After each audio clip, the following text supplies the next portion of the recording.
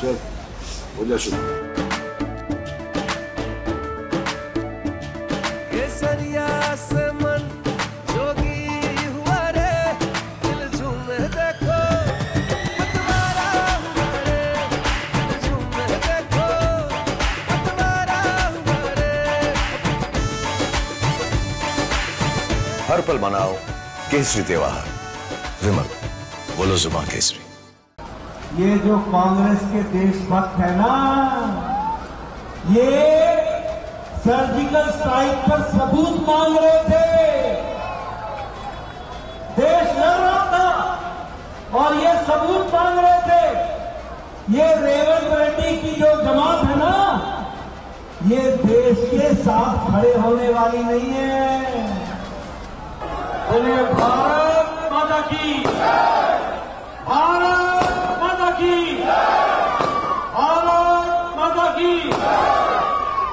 आज के road show में मेरे साथ यहां उपस्थित हमारे मल्काजगिरी के बहुत ही लोकप्रिय प्रत्याशी, आप सबके प्रिय श्री राजेंद्र एटेला जी, हमारे प्रदेश के अध्यक्ष, भारत सरकार में मंत्री और सिकंदराबाद से हमारे लोकप्रिय प्रत्याशी किशन रेड्डी गारू जी,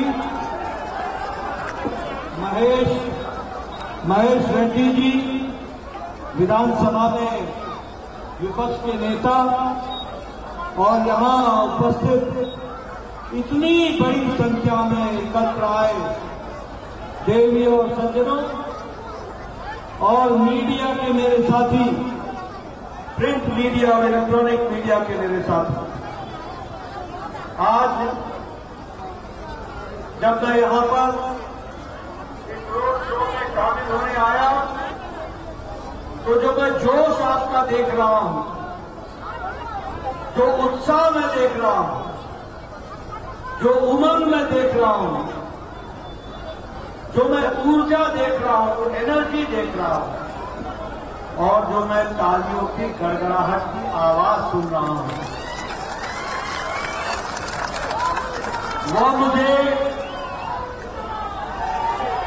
वो मुझे आश्वस्त करता है, कॉन्फिडेंस देता है, विश्वास दिलाता है कि आपने मल्काजगिरी से राजेंद्र एटेला जी को लोकसभा में भेजने का निर्णय ले लिया है। इसके लिए आपको विशेष मित्रों, लेकिन ये चुनाव सिर्फ राजेंद्र एटेला जी को या किशन रेड्डी गारू जी को लोकसभा भेजने का नहीं है। यह चुनाव मोदी जी के नेतृत्व में विकसित भारत के संकल्प को पूरा करने का चुनाव है। ये भी हमको ध्यान रखना। आज आप बताइए मेरे को, एक समय था जब देश के बारे में कहा जाता था कि यहां कुछ नहीं बदलेगा, ऐसा ही रहेगा, राजनीति ऐसे ही चलेगी, कुछ बदलने वाला नहीं है। ऐसी उदासीन मानसिकता से गुजर रहा था 10 साल पहले देश। और आज वही देश मोदी जी के नेतृत्व में संकल्प ये लेके, विकसित भारत का संकल्प लेकर के आगे चल पड़ा है। उत्साह के साथ ये फर्क हमको देखने को मिलता है। ठीक कहा आपने, मोदी है तो मुमकिन है। मित्रों, आज मैं आपसे बताना चाहता हूं कि मोदी जी के नेतृत्व में देश सुरक्षित है। एक समय था जब पाकिस्तान भारत पर अटैक करता था, गोलियां चलाता था, और भारत के जवानों को, आपके तेलंगाना से गए हुए जवान जो बॉर्डर पर देश की रक्षा करते थे, उनको हुक्म था कि जब तक दिल्ली न कहे वापस गोली मत चलाओ। आज लेकिन आपको जानकर खुशी होगी कि मोदी जी ने तय कर दिया जिस दिन से वो प्रधानमंत्री बने हैं कि बॉर्डर पर कहीं भी गोली चले, जब तक उस जगह को तुम साफ न कर दो तब तक अपनी गोली बंद न करो।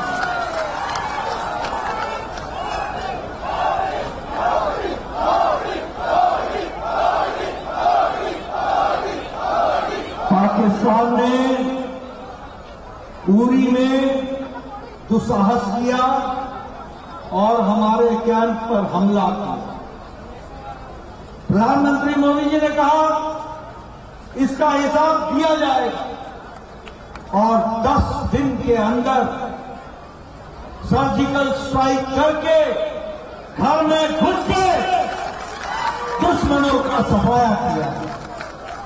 लेकिन आपको हम याद दिलाना चाहते हैं, ये जो कांग्रेस के देशभक्त है ना, ये सर्जिकल स्ट्राइक पर सबूत मांग रहे थे। देश लड़ रहा था और ये सबूत मांग रहे थे। ये रेवंत रेड्डी की जो जमात है ना, ये देश के साथ खड़े होने वाली नहीं है। ये सबूत मांग रही थी हमारे जवानों से। जब पुलवामा की घटना घटी तो मोदी जी ने कहा, कोई प्रधानमंत्री ने आज तक दुनिया के किसी भी अध्यक्ष ने या राष्ट्रपति ने नहीं कहा जो मोदी जी ने कहा। मोदी जी ने कहा, पाकिस्तान तुमने बहुत बड़ी गलती कर दी है और तुमको इस लद्दाख तक और लद्दाख से लेकर गुजरात तक ये सारे बॉर्डर इलाके में प्रधानमंत्री मोदी जी ने 4 लेन की पक्की सड़क पुल के साथ बना करके बॉर्डर पर खड़ी कर दी।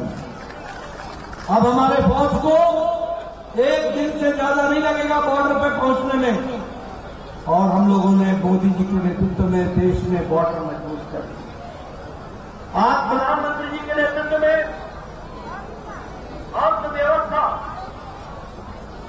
आज अमेरिका की अर्थव्यवस्था मुसीबत में है, आज यूरोप की अर्थव्यवस्था मुसीबत में है, आज रशिया की अर्थव्यवस्था मुसीबत में है, आज जापान की अर्थव्यवस्था मुसीबत में है, चाइना की अर्थव्यवस्था मुसीबत में है, ऑस्ट्रेलिया की अर्थव्यवस्था मुसीबत में है। लेकिन भारत दुनिया को अर्थव्यवस्था में चमकता हुआ आशा की किरण दिखता है तो भारत दिखता है। आपको जानकर खुशी होगी कि भारत जो 11वें नंबर पर अर्थव्यवस्था में था, वह भारत आज 5वें नंबर की अर्थव्यवस्था बन गया। 5वें नंबर हमने ब्रिटेन को पछाड़ दिया जिसने हमको 200 साल राज किया और अब तुम फिर से राजेंद्र एक्ला को जिताएंगे, किशन रेड्डी गारू को भेजेंगे, मोदी जी तीसरी बार प्रधानमंत्री बनेंगे और भारत 2 साल के अंदर तीसरी सबसे बड़ी अर्थव्यवस्था बन जाएगी। हम दवाई बनाने में दुनिया में दूसरे नंबर पर, हम पेट्रोकेमिकल्स में दूसरे नंबर पर, हम इस्पात स्टील बनाने में 4थे नंबर से दूसरे नंबर पर आ गए।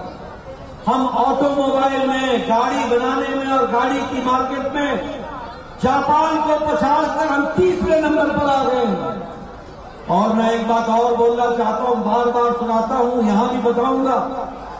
10 साल पहले आपके हाथ में जो मोबाइल होता था, उस मोबाइल पे लिखा होता था made in China, made in Taiwan, made in Korea, made in Japan.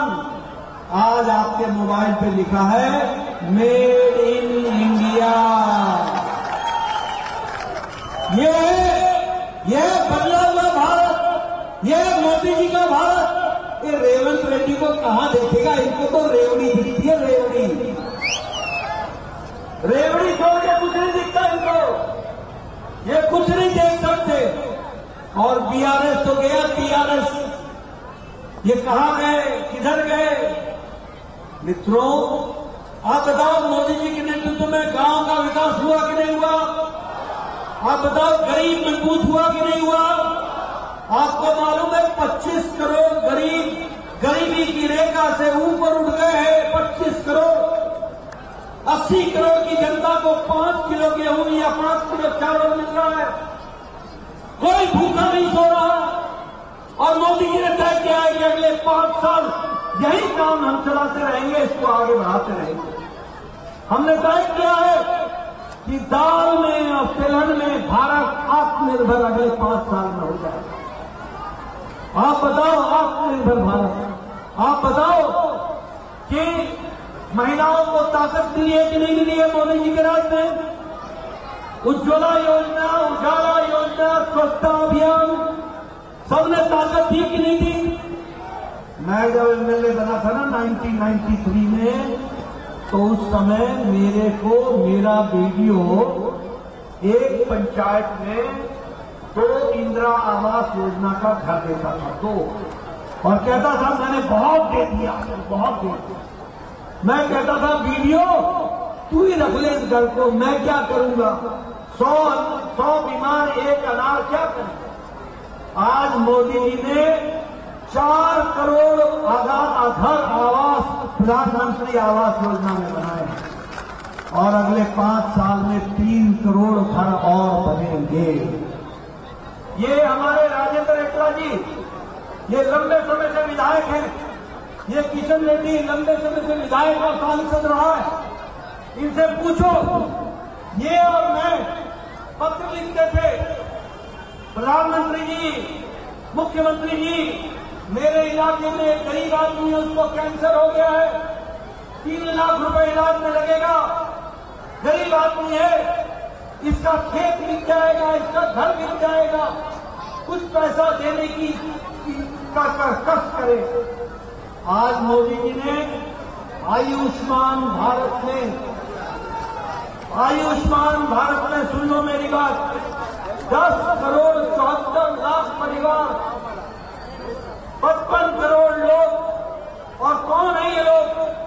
गरीब लोग, बाइक प्रोफेशन, रिक्शा वाला, ठेला वाला, रेहड़ी वाला, सब्जी वाला, बस का ड्राइवर, बस का क्लीनर, बस का कंडक्टर, ट्रक का ड्राइवर, ट्रक का क्लीनर, ऑटो रिक्शा ड्राइवर, कूड़ेदान से प्लास्टिक इकट्ठा करने वाला, सैलून में बाल काटने वाला, ऐसे गरीब लोगों को मोदी जी ने 50 करोड़ लोगों को 5 लाख रुपए का हेल्थ कवर दिया गंभीर बीमारी से लड़ने का, और हर साल।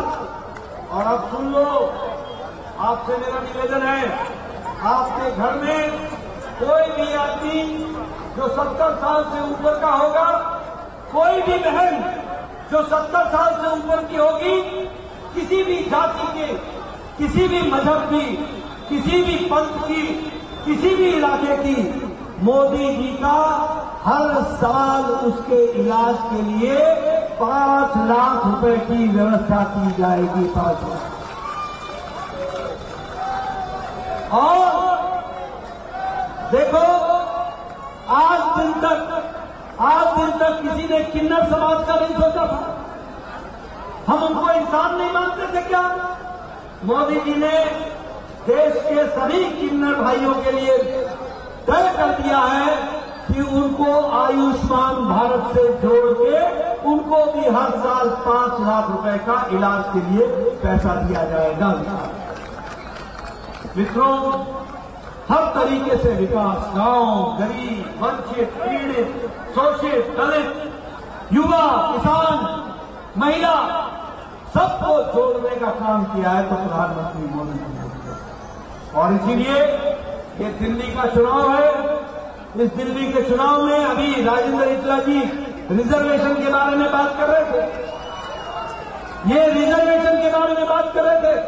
मैं बताना चाहता हूं, कर्नाटक में मुस्लिम भाइयों को 4% का आरक्षण, ओबीसी का हक छीन करके देने का काम वहां की कांग्रेस की सरकार ने किया। बोलो, ऐसी सरकार को रहने देना है क्या? रहने देना है क्या? बाबा साहब अंबेडकर ने कहा है धर्म के नाम पर आरक्षण नहीं होगा, धर्म के नाम पर रिजर्वेशन नहीं होगा, गरीबी के आधार पर होगा, सामाजिक न्याय के आधार पर होगा, चाहे हिंदू हो, मुस्लिम हो, क्रिश्चियन हो, ईसाई हो, सामाजिक अधिकार पर आधार पर होगा। लेकिन आंध्र प्रदेश में इन लोगों ने 5% मुस्लिम भाइयों को रिजर्वेशन देने के लिए वहां पर ओबीसी, एससी, एसटी की कैटेगरी के हिस्से को काट करके दिया। बोलो ऐसी बदनीयत की सरकार चाहिए क्या? चाहिए क्या? अब एक बात और पूछता हूं, आप बताओ मोदी की जगह पर कोई और प्रधानमंत्री होता तो कोरोना के समय इस तरीके का नेतृत्व कर पाता क्या? कर पाता क्या? मित्रों, प्रधानमंत्री मोदी जी ने हर क्राइसिस को, हर आपदा को अवसर में बदल दिया और देश को आगे ले गए। और इसीलिए मैं ये भी आपको बताना चाहता हूं, ये जो गठबंधन है ना, घमंडिया गठबंधन, घमंडिया, इनका घमंड ही नहीं चलता है। रस्सी जल गई, बंद नहीं किया। चाहे टीआरएस हो, चाहे टीआरएस हो, चाहे केसीआर हो, चाहे स्टालिन हो, ये सब, ये क्या गठबंधन है आपको मालूम है? मालूम है क्या गठबंधन है? मोदी जी बोलते हैं भ्रष्टाचार हटाओ, ये सब बोलते हैं भ्रष्टाचारियों को बचाओ। ये इसका गठबंधन है। बोलो कांग्रेस ने भ्रष्टाचार किया कि नहीं किया? बोलो लालू ने भ्रष्टाचार किया कि नहीं किया?